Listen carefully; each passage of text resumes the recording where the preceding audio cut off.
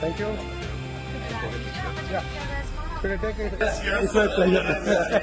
Thank you. Ravi ji ఎలా అనిపించింది international airport? International airport actually Bengaluru నుంచి పొద్దున 5:30కి కేవలం ఇక్కడ ల్యాండ్ అవ్వాలని వచ్చేసాను. అద్భుతంగా ఉంది. Rana tea super idea.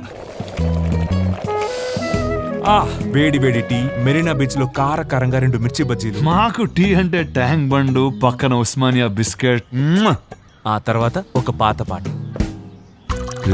అది సేమ్ డా. Thank you. ఇది కూడా సేమ్. ఏవిటీ gold cup. చెప్పేది అర్థం కాకపోతే రుచి చూస్తే మరవలేనిది. ఎప్పుడు నేను ఎక్కడికి వెళ్ళినా, ఏ దేశం వెళ్ళినా ఎయిర్పోర్ట్ చూసిన ఇదే కంప్లైంట్ చేస్తుంటా, మా ఊర్లో మంచి ఎయిర్పోర్ట్ లేదని. సో ఎయిర్పోర్ట్ అయితే చాలా చాలా చాలా బాగుంది. మెయిన్ ఏంటంటే అల్లూరి సీతారామరాజు గారు పేరు పెట్టడం నచ్చింది. ఆ తర్వాత లోపలంతా ఉత్తరాంధ్ర సంస్కృతి ప్రతిబింబించేటట్టు పైన ముగ్గులు, బొబ్బిలి వీణ.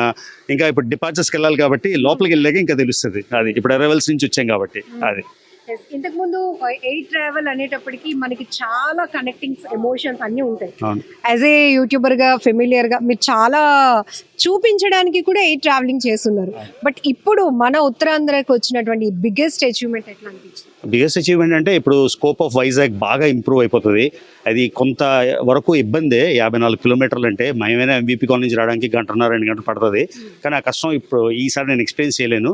కాకపోతే ఇప్పుడు విజయనగరం దగ్గర అయిపోయింది, శ్రీకాకుళం దగ్గర అయిపోయింది కాబట్టి దీనివలన మొత్తం ఉత్తరాంధ్ర రీజియన్ అంతా కూడా డెవలప్ అవడానికి ఆస్కారం ఉంది. అంతేకాకుండా వైజాగ్ స్కోప్ అయితే బాగా ఎన్హాన్స్ అయిపోయింది. ఇప్పుడు హైదరాబాద్ కన్నా పెద్ద ఊరు అయిపోతుందేమో వైజాగ్ అనిపిస్తుంది, only because of the airport.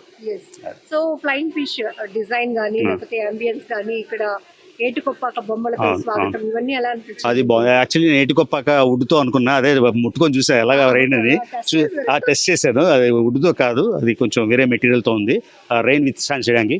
ఈ ఫ్లయింగ్ ఫిష్ మోడల్లో పెట్టారు కదా, అంటే హెవీ విండ్స్ వచ్చినా కూడా, టర్బులెన్స్ అంటే క్రాస్ విండ్స్ వచ్చినా కూడా ఇది విత్ స్టాండ్ అవడానికి ఆ ఫ్లయింగ్ ఫిష్ డిజైన్ చాలా బాగుంది.